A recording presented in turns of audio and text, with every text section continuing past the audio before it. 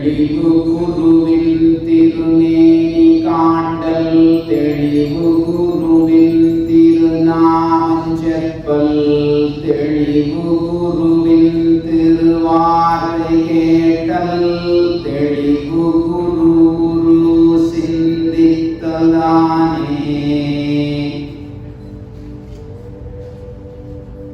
Let's seek the blessings of our Guru for the clarity in learning and practice today.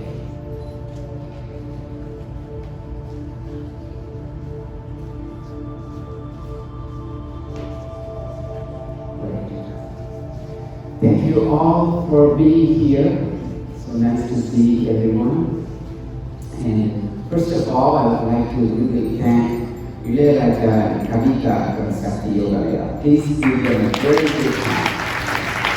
So they are instrumental in bringing this workshop together. They worked so hard, so hard. I didn't do anything. They did everything for the workshop. Thank you so much.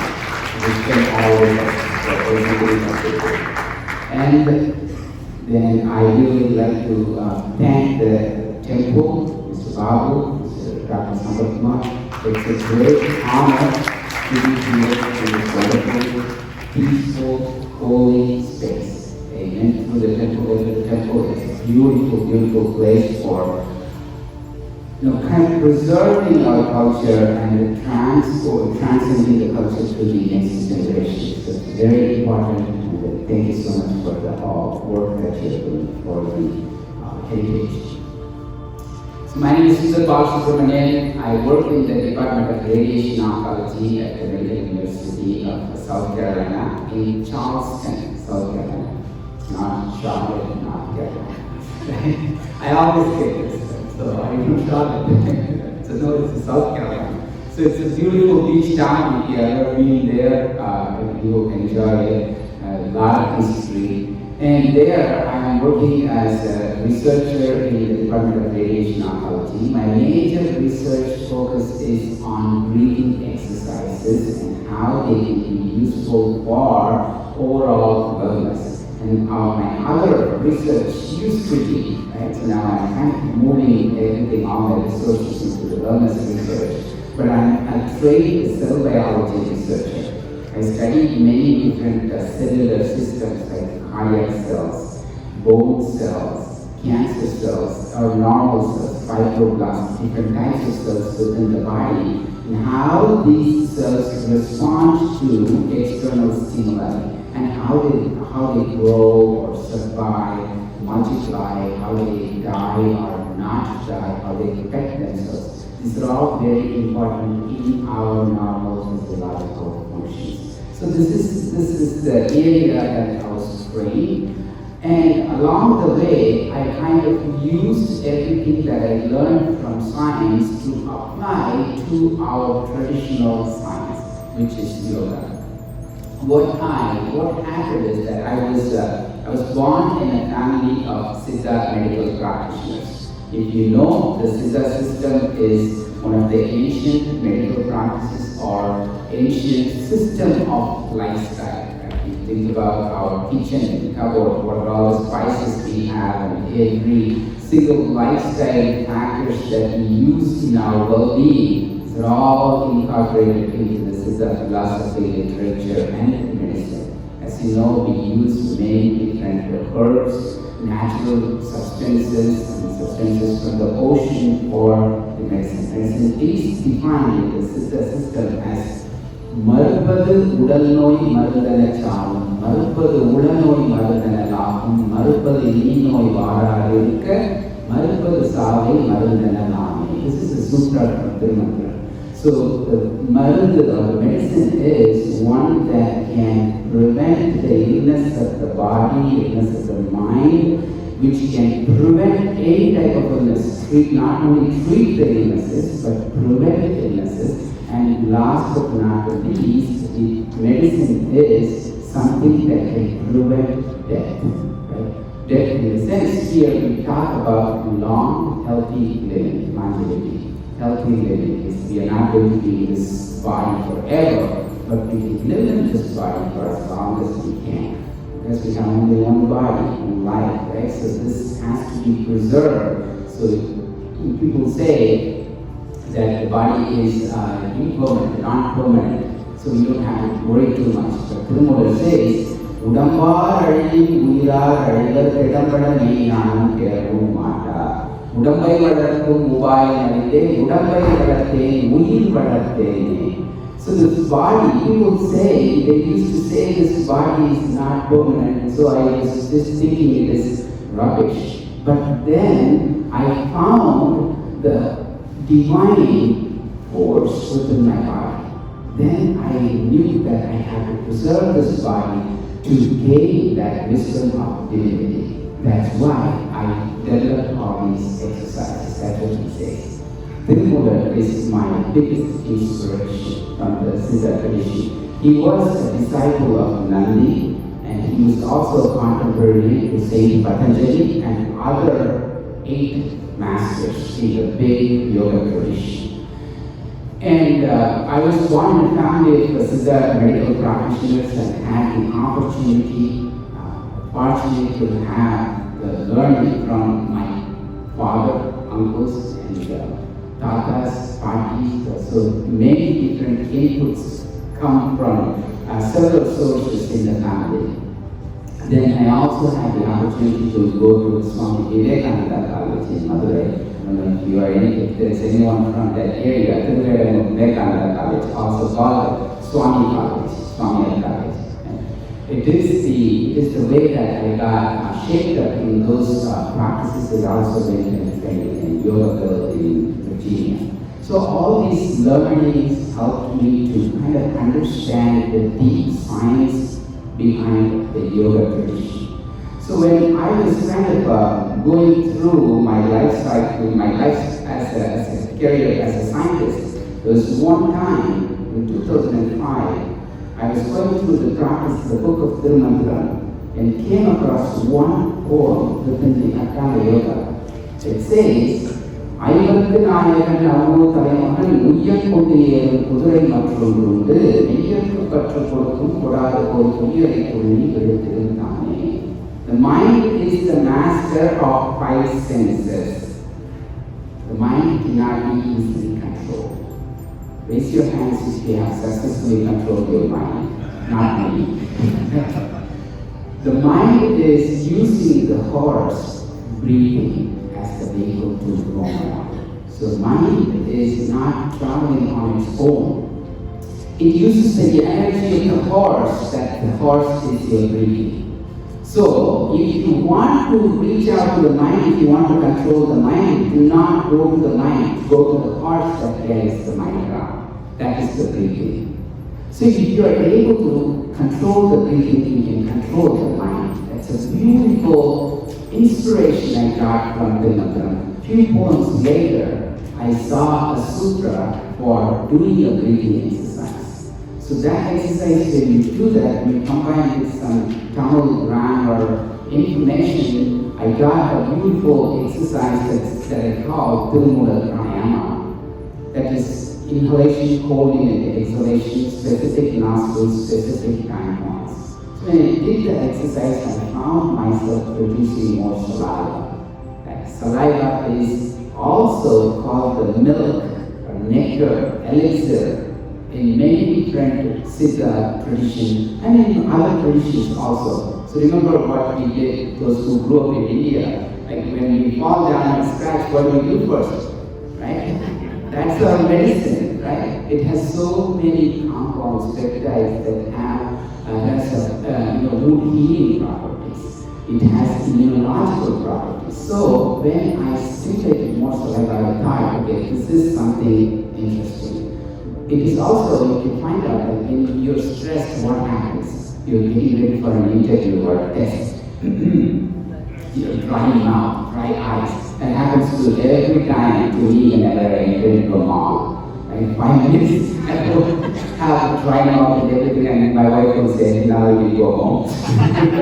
So this is the dry mouth and dry eyes are symptoms of stress. On the other hand, the salivation is a symptom of or outcome of your relaxation.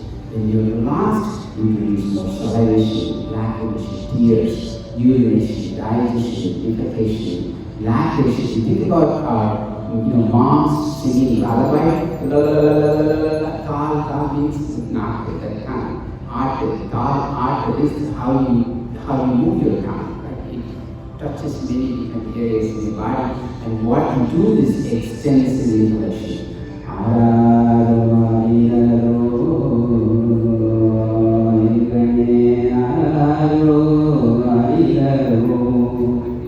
They extend their exhalation, so it's a good. Please, one second. It is a good way to contract the diaphragm to the fullest. What happens when you contract the diaphragm nicely?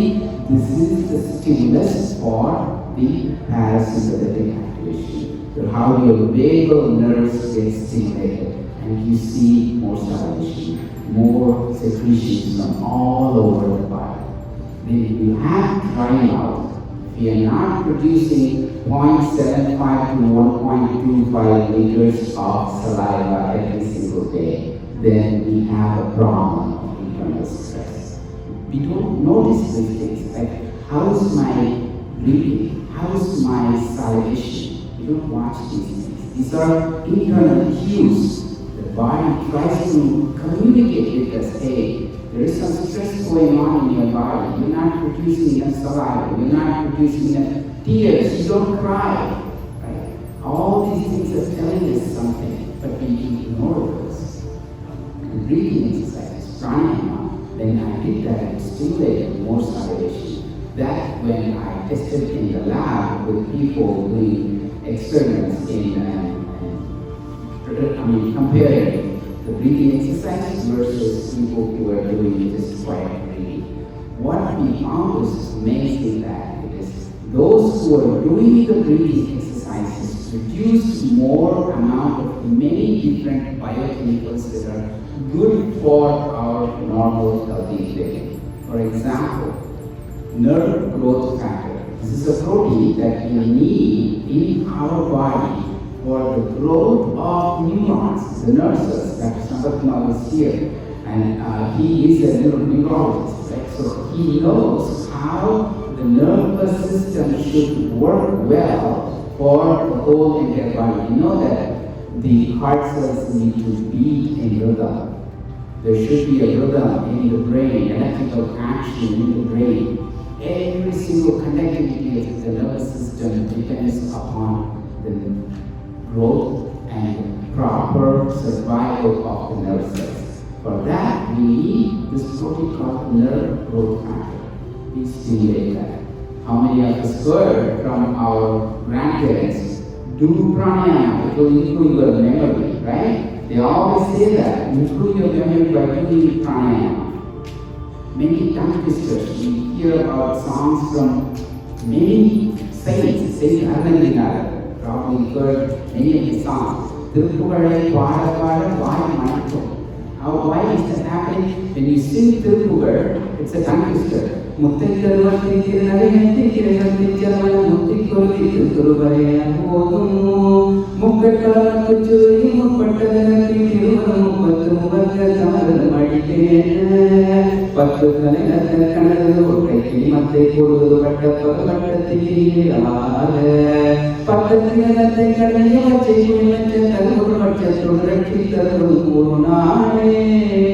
It's a tongue twister. You touch the tongue in many different areas in your oral cavity. It stimulates salivation, not just in the major salivary gland. There are 600 minor salivary glands all over the upper respiratory tract. You stimulate that with your breathing, with the activity, with the tongue stretch, with everything. That is what yoga is teaching us. That is what Kesari Yoga is teaching us. Thirumoolar, many different techniques are teaching how to stimulate that secretion from your body. That is how nerve growth factor is stimulated. That's how there are other factors like brain-derived neurotrophic factor are stimulated. That is getting stimulated through exercises, through different practices of the mind-body exercises. And then we also found there are immunoglobulins. You are familiar with the term from the COVID era, right? So how immunoglobulins are produced in our body, be around in our mucosal system to capture any viruses, bacteria, and neutralize them. We produce more of this in response to breathing exercises.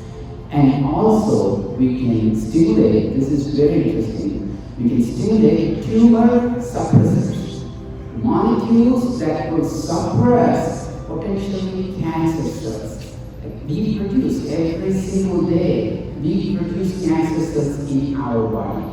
Don't be scared, but we have the suppressing system there. Tumor suppressors will find out, just like how a vegetable is badly removed, eliminated. In the same way, those cells that are malformed are detected by the tumor suppressor system and eliminated from our body. And we stimulate that tumor suppressors in our body in response to Prana.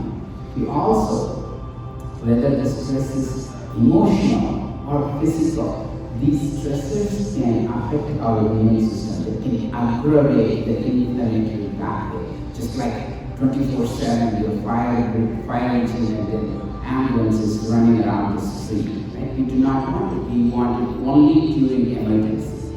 In the same way, our immune system, the inflammatory molecules are needed only when we are infected. Only we really need them, not all the time. But the stress is the one that stimulates those productions all the time. So to subdue that amount of pro-inflammatory molecules, these molecules that we create will reduce those inflammatory factors. That's what we found out in our research.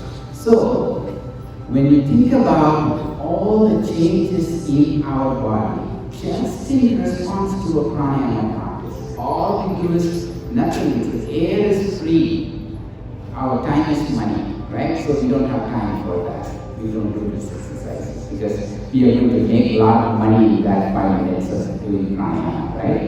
So when we are able to spend that 5 minutes in doing this exercise, Thirumoolar says like we do the exercises for 24 minutes. If you do these exercises for 24 minutes, your life force will stay within. Very easy. 24 minutes of practice a day will keep your life force within you and you will stay forever to your fullest extent.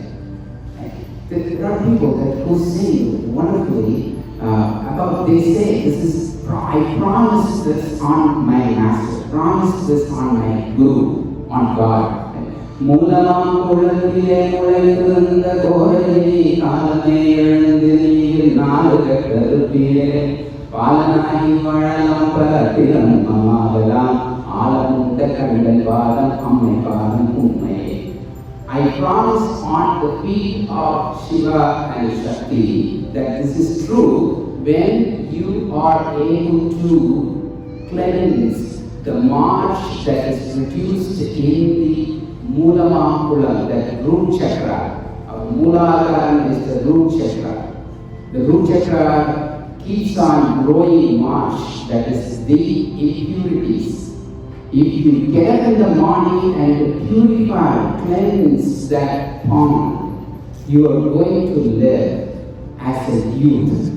This is I promise that says Yogalaya Siddhar. There are so many wonderful information from the Siddhar literature. It's not much is translated into English. Not much is known to the outside world. largely because it follows the tradition. But now we have, with all the internet resources available, but we need to be careful in interpreting what we say. The text is there, but how do we interpret it? That's where the traditional Siddhar knowledge is very, very important. That's how I started kind of diving deep into Thirumoolar and other Siddhar poems in the tradition. Okay, so now we know that these exercises, pranayama, is making all these biochemical changes in our body. And what will happen? Just if we think about salivation, I'm going to swallow or spit it out. Is that going to be helpful to me? How is that saliva? How is that secretion going to help me? Right? You may think, very interestingly, the salivary flow or the molecules that you press will be provided in this area can be transported, can be taken up, absorbed to even central nervous system. Your brain will know what molecules you're producing in your oral cavity. Very interesting. There are mechanisms called retrograde axonal transport. So the axons, the nerve cells, can package those materials and transport it to the brain, to the central nervous system. Or they can just be present in the oral cavity, preventing dental caries. Here is our wonderful dentist, Sheila. How these salivation or the dry mouth will cause more and more dental caries is evident. People that do not produce enough saliva because of drugs that they take or stress or different diseases, autoimmune disorders, they all produce less and less amount of saliva that affects their oral health. And it also affects their quality of life. If you talk to people who undergo radiation therapy for their head and neck cancer, their saliva is not just 0.75 or 0.5 liters. They produce less amount of saliva. They cannot swallow the food, taste the food, kind of mince it. They cannot easily digest them or eliminate them. Everything is dependent upon the salivation. It's a very, very important factor. That's why there's one sister, Lekar, he says, Savadilundita Palkara, Silam Tanilundita Palkara, Vevadilundita Palkara, Vilvetta Kulle Palkara. He says, milk the cow. Where is it? Where's the cow? Is inside. Silam Tanilundita Palkara. The cow is in the head. The milk is in the head. Milk it. That's what my grandfather should do. He would just call me when I used to work with my uncles in the clinic. Hey, come here. Did you eat? I said, yeah, yes, sir, I ate. Do you want me to eat? Yes, sir, please come and eat. No, I'm eating here. What do you eat here? That's my mother's milk. I'm drinking milk. You drink milk? So that's how he uses to see that it's air is milk. That is the power that you stimulate that within yourself. Siram Tanilundita Palkara. Nara Dilundita Palkara. The saliva will not stink if you produce that in response to different emotional status, physical status, not like what you will be accumulating as a way of toxins. Right? So this is when we see about the Thirumoolar. Why? It's because of what you produce in this situation. So it is the parasympathetic activation, the relaxation response that you are activating just by the simple act of regulating your breathing, the Kudalini Karakana. So that is what we regulate the horse of breathing. Everyone talks about it in the Siddhar tradition. So it is very easy. There are so many techniques, so many ways in which you can change the way that you breathe. You breathe 12 to 15 times a minute, 21,600 times every day on an average, 15 times a minute breath. That's a lot of breathing. But if you slow down on the breathing, slowing down, taking a deeper breath, extending the diaphragm nicely, making it maybe like 7 times a minute, that itself is going to bring a lot of relaxation. wellness in terms of your cardiovascular health, your health of the immune system, and your circulation. So it's very, very important to take care of your breathing. That's what we say, that the salivary reproduction is not only just for your, it's not just a salivary digestive fluid, it has many other functions like the immune system, nervous system, how I can, when I speak, I produce these aerosols. All the biochemical changes that I produce because of the breathing exercise, I can inhale those aerosols. When they go into my lungs alveoli are going to work better because we provide more surfactants. Without those surfactants, they are going to collapse. Right? The immune system of the immune response of the lungs and all the internal organs are going to improve. Our mucosal linings from top to bottom, all the mucosal linings are going to be nicely secreted with fluid in that area to improve the health of the mucosal systems. Very pure science. If you ask what are the different types of innervation, what proteins are opened up with relaxation response, these pathways are nicely put together in modern science. And also, very interestingly, when you think about when you change the breathing, what happens to the brain's activity? We know that it is coming through memory from anecdotal from our ancestors. How does it happen? That's what the modern neuroscience is all about. There's new research in neuroscience about breathing. People didn't know the nasal cycle before. People were kind of just both nostrils are the same. But we do this alternate nostril breathing, not Siddhi, not Sodana, all the time. What's the deal behind it? So we have these two systems, two olfactory bulb neurons, the two collective neurons in this area. We call this eye gland, right? The two-petal flower in this yoga tradition. The eye is nothing other than the olfactory bulb. It's also one of the places where new neurons are produced. We send the signals, just like our cockroaches have the antenna. We have these antennas here that sense all the environmental cues, like smell, temperature, moisture, speed of the breath, how deep we breathe. Every single information is taken and related to the brain, right? So based on that information, the brain is responding, changing its activity. Okay, this person is now breathing so fast, very shallow, must be under some bad stress. Let's help him to run away. Let's improve the metabolic activity. Let's produce more glucose so he will run away from this place right now.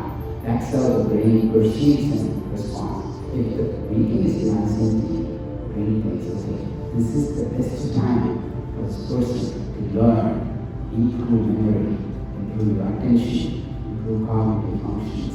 So these are the things that we don't tell the brain. The message is going through the breath.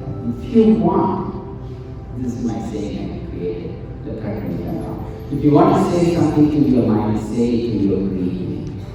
You cannot communicate with your mind. It's a monkey, right? Drunken monkey, standing by scorpion. It runs around. Right? Right?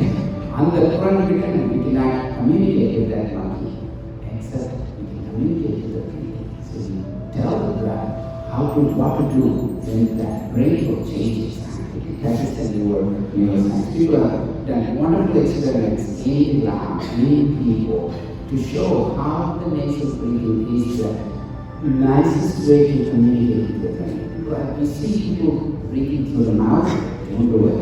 Unless it is absolutely necessary, you're running out of gas or oxygen, then you can breathe through the mouth. Other than that, always breathe through the nose, because that is the one that takes the condition, and also that is the one way to communicate with your brain. So all these positive effects are there for the pranayama techniques that should be learned in the lab, and that should be applied once we learn these things in the lab, we apply that to the population. So we have in radiation oncology, we are running few NIH-funded trials, one is on breast cancer survivors who got radiation therapy for their cancer treatment. After their radiation treatment, we provide the 12-week exercise, this is Prana, and see how their immune system responds, how their stress-related molecules change, how their quality of life, other symptoms related to cancer, over 200 symptoms that are associated with cancer, and how that could be impactful in caregivers as well. So we did some studies earlier with the caregivers and cancer patients during the treatment itself. We saw that these exercises helped them a lot in terms of relaxation, reduction of saliva, improvement in tears in other populations, also like in scleroderma, conditions of autoimmune diseases. We also used these exercises in veteran population for their PTSD, for their pain. So this is not just for kind of physical illness, it can be useful for mental illness also. For pain, there are molecules that we produce that could reduce the pain. During the pranayama practice, you will see that the extensive use or contraction of your diaphragm will stimulate signals that will reduce pain. It's beautiful that even molecules that will reduce the hypertension are produced in response to pranayama. So we use this for older adults, those who have the hypertension, diabetes, other stress-related or emotional stress-related issues. We provide them these exercises along with some chair yoga poses because they won't be able to do the hard yoga postures. So we provide those, and they're all telling us again and again, these people, populations are being helped by these exercises. It is beneficial to do this. We know, like for 5,000 years we have been doing it, we know that it is working, it is useful.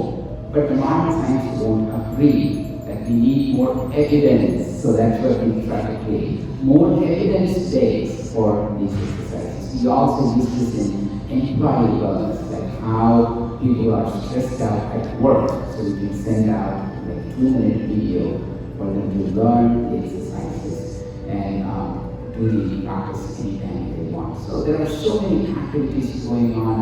I travel a lot, I enjoy talking to people, I enjoy asking questions, learning new things from people. I love this part of my research, and I'm so fortunate to have taken this mission of combining my science with my passion. So that's something that I do. I always say that my life is a hobby.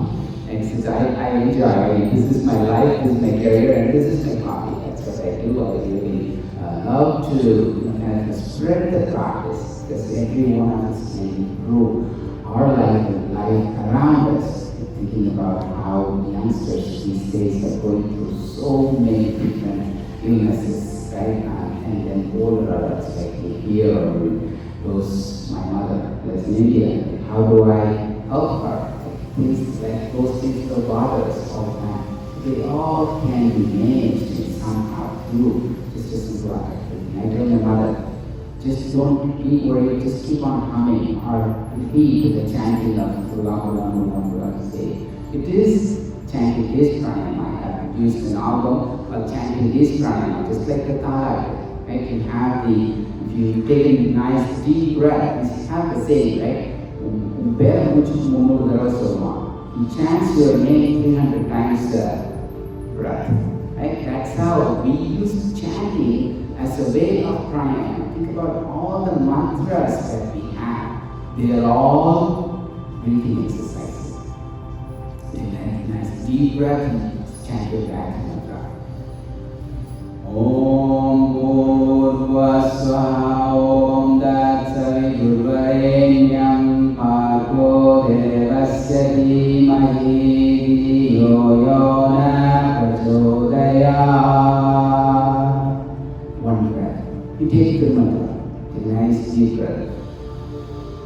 உள்ளம் பெருங்கோயில் ஊனுடன் பாளையம் வள்ளல்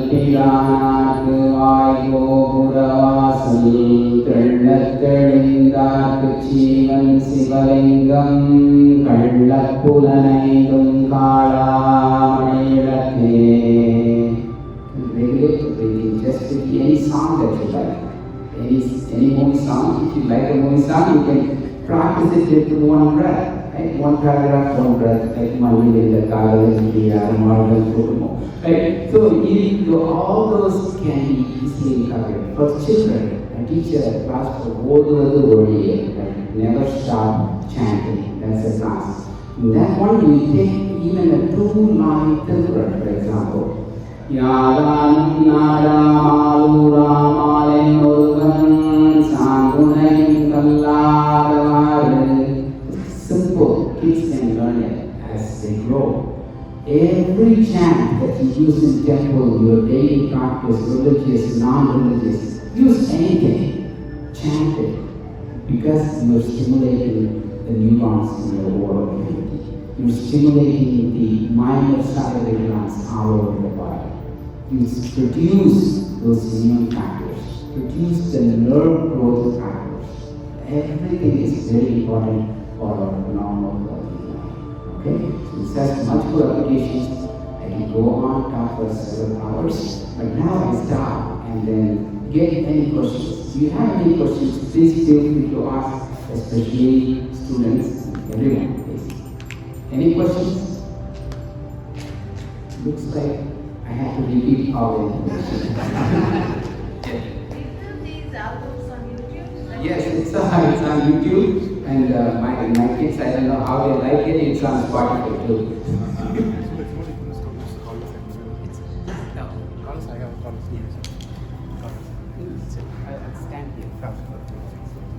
Any questions? Yeah, the album, I was asked a question about the album. All the audio albums, like the chanting, how we can use chanting as a pranayama practice is available on Spotify, on YouTube. It's called, the album is called Chanting is Pranayama.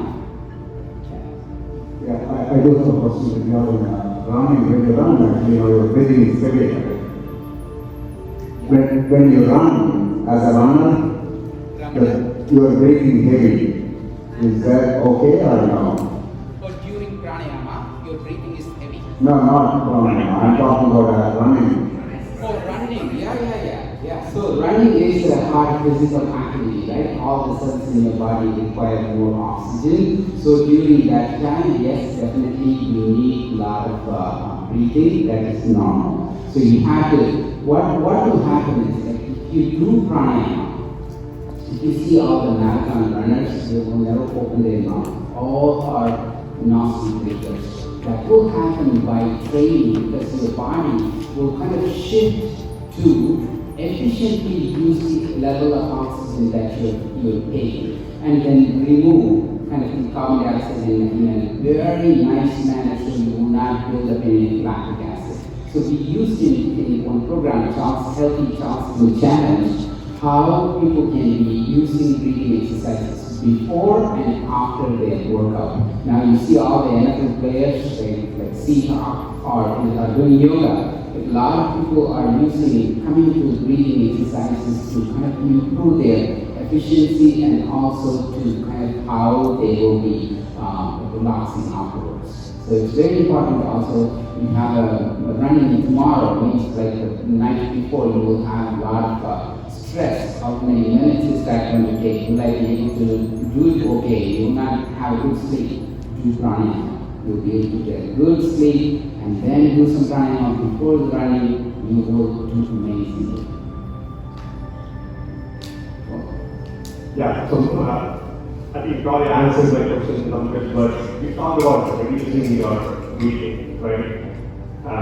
Will pranayama help us do that? Because while I'm at work and I'm stressed, right, I'm not thinking about my breathing, right? I'm working on this. Because let's say I'm breathing 15 times a minute versus 7 times a minute, right? So is pranayama going to help reduce that, or do we have to intentionally be always aware of our breathing? Yes. So pranayama can do many different magics within the body. So number one, it can help you to comply with the needs of the physical body, physical activity. If you're doing a running, it will help you to get more oxygen, remove more carbon dioxide, that stuff.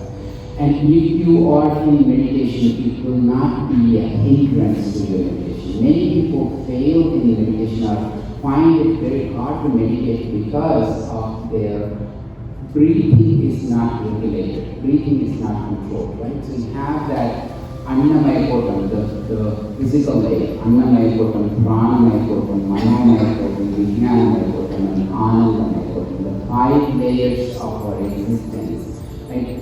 Transcending from one to the other is facilitated by breathing.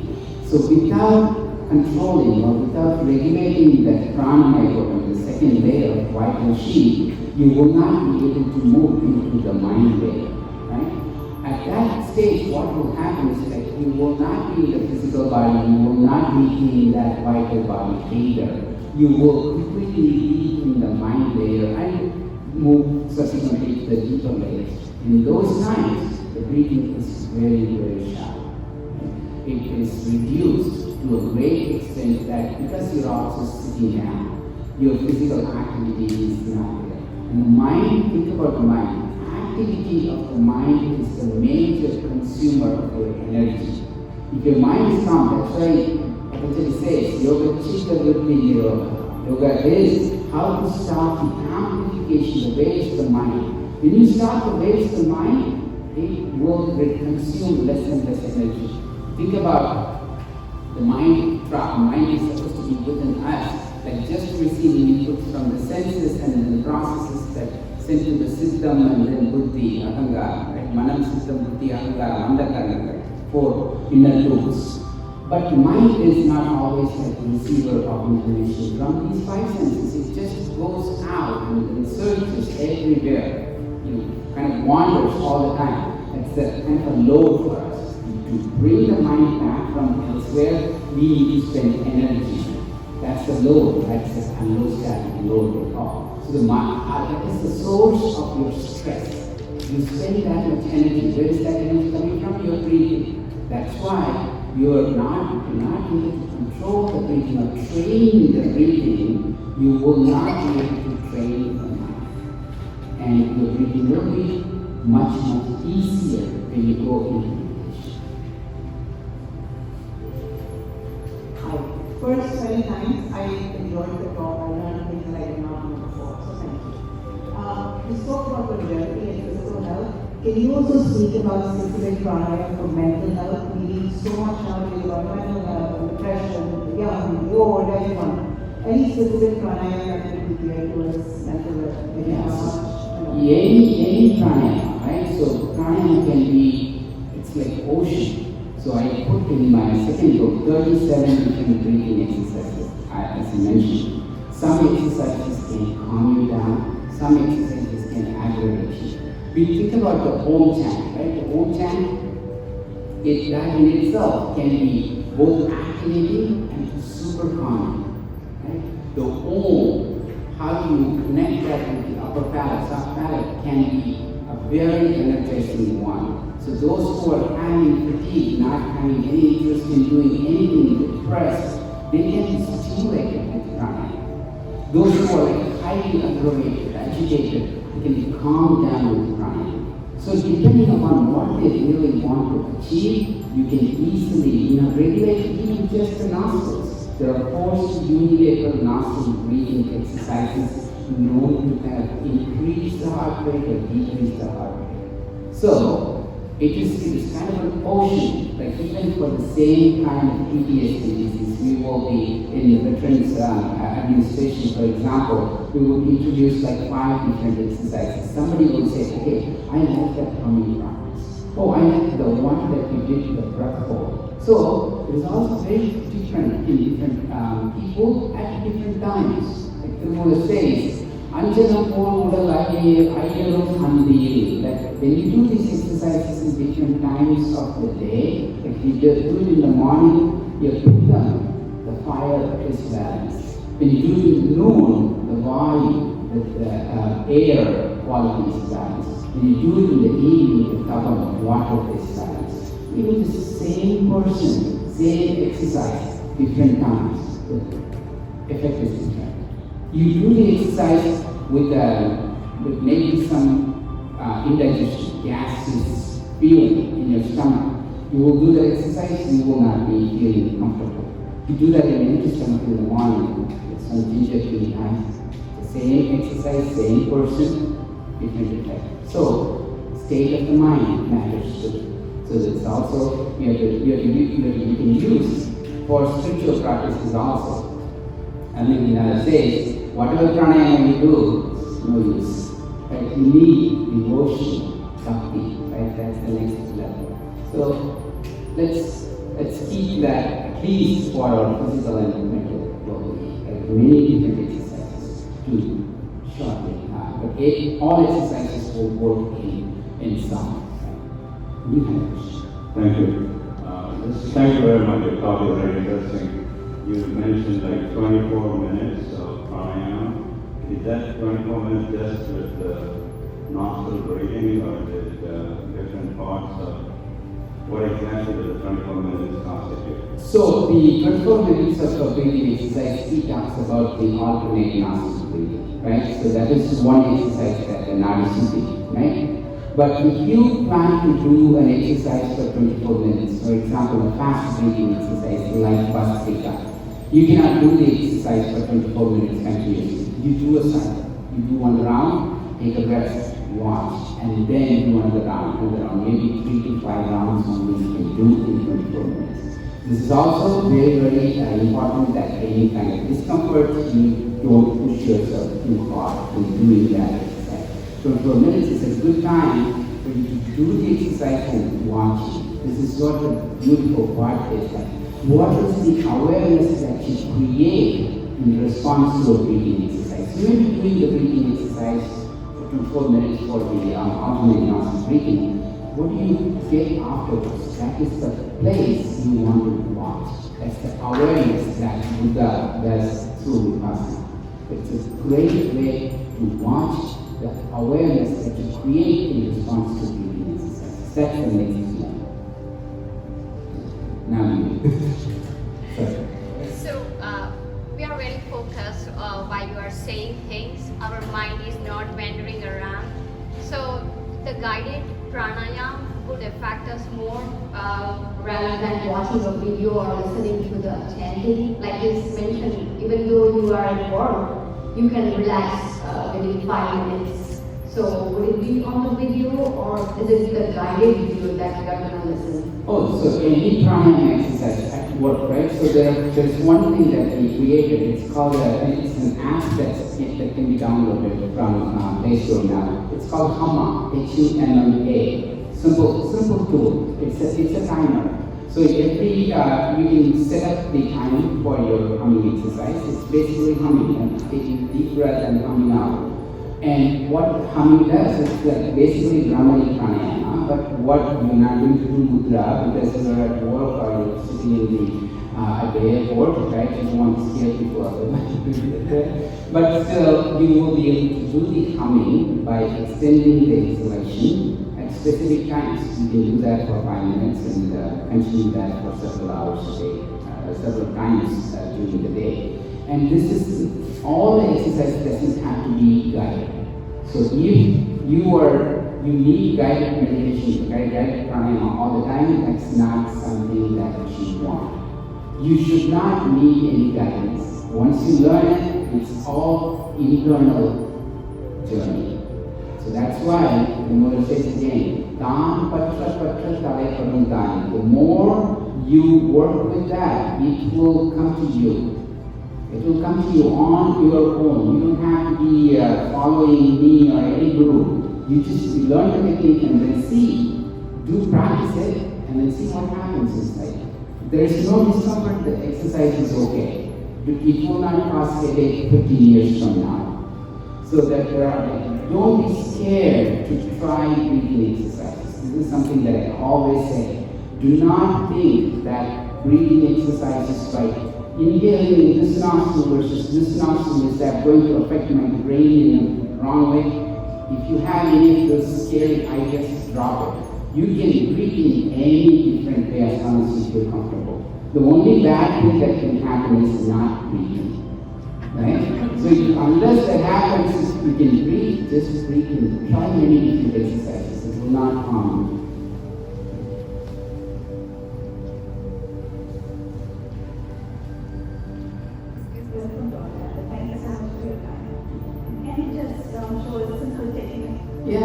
So that's what after this, we are going to do some exercises for next 1 hour.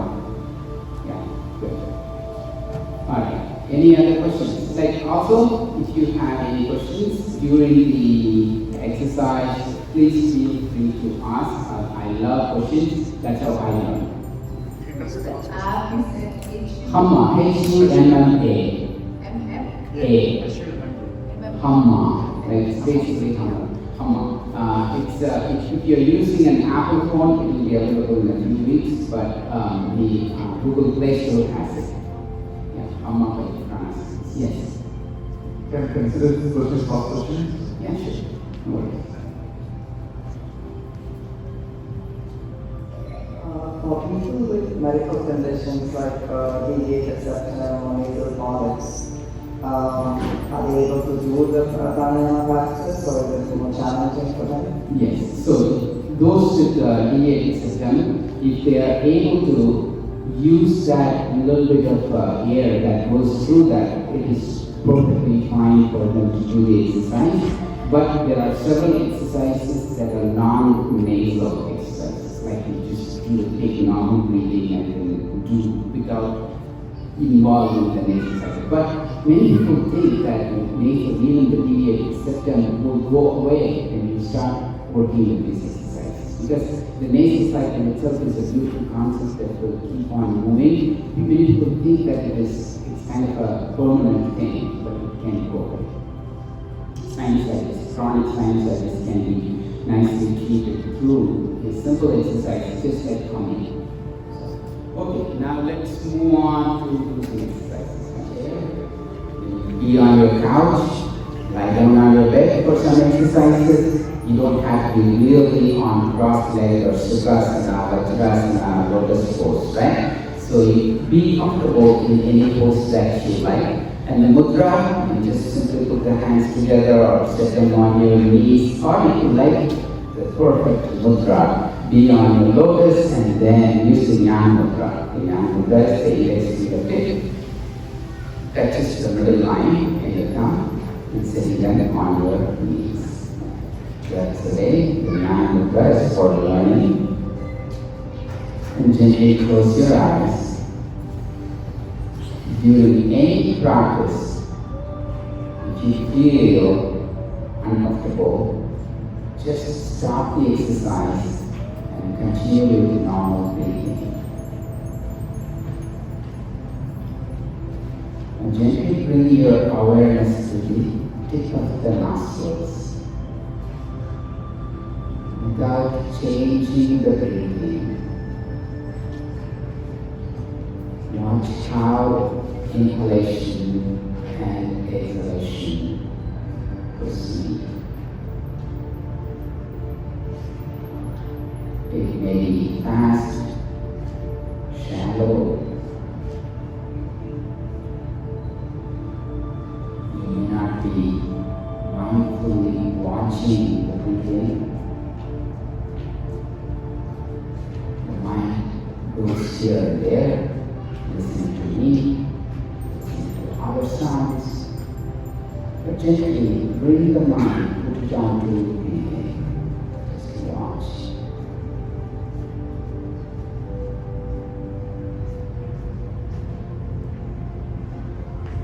Any sense of smell, the temperature, moisture. How long the breath moves in through the nostrils. How far it goes inside, maybe as you feel through the chest.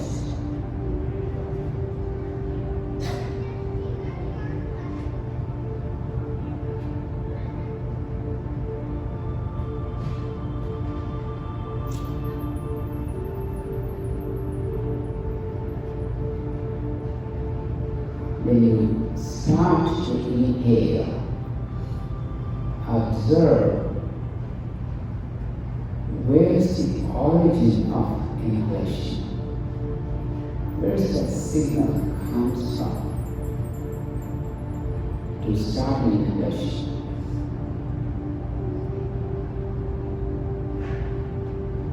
Where is it starting to exhale?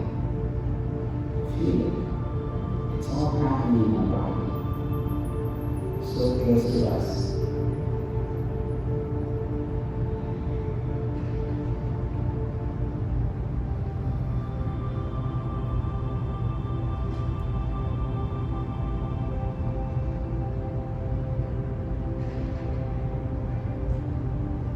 During inhalation, where do you feel the sensation of breathing in?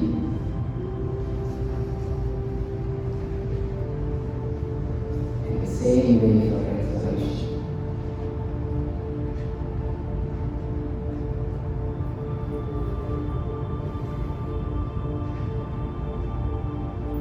Watching the breathing is finding awareness into a certain practice, watching what is happening inside me.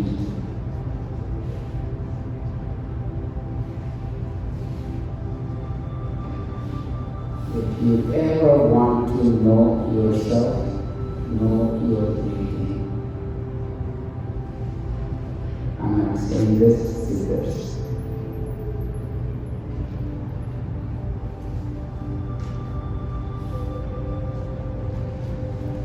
Feel any blockage at the lower ribs or the lower chest. Now slowly exhale, tuck the tummy in, exhale completely, and slowly inhale again. The abdomen moves forward as you inhale. Move upward, the lower ribs, and then upper chest. Breathe in slowly from bottom to top, and breathe out slowly from top to bottom.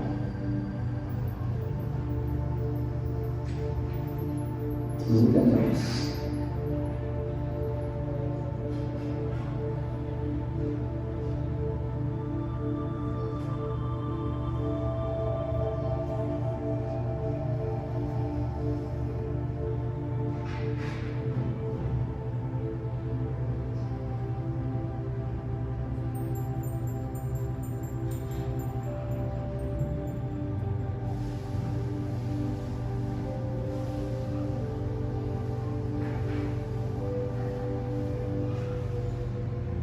When you breathe out, nicely pull the tummy inward.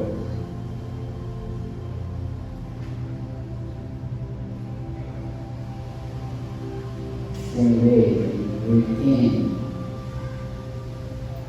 all the way up to the collarbones. Breathe in a little bit more. We can put 6 liters of air in our lungs. But by shallow breathing, we change only 0.5 liters.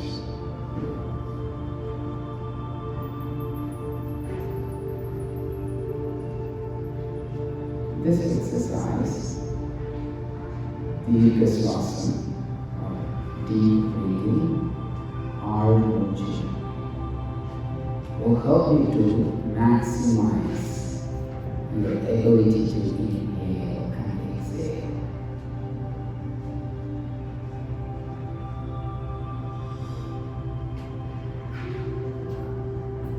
Now if you watch, you're not breathing 15 times a minute. You may even sense some more moisture in your mouth or eyes.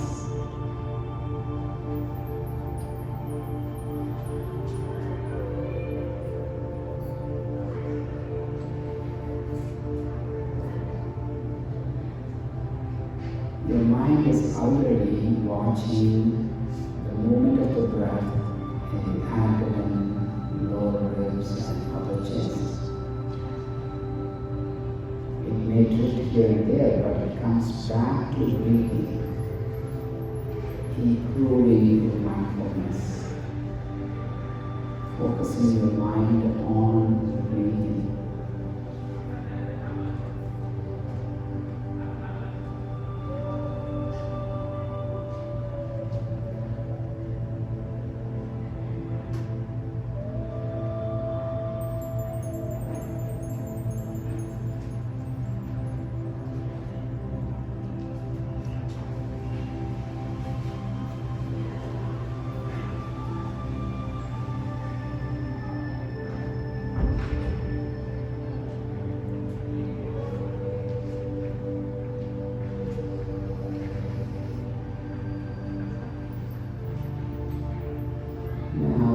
generally think about a mantra that you like. Any mantra. You're not going to chant out loud, but you're going to think about it all throughout your inhalation once, and throughout your exhalation once. The beauty of this exercise is that the mind will stick better with the breathing through mantra. Mantra is going to be an adhesive. It's going to bind the mind and the breath together.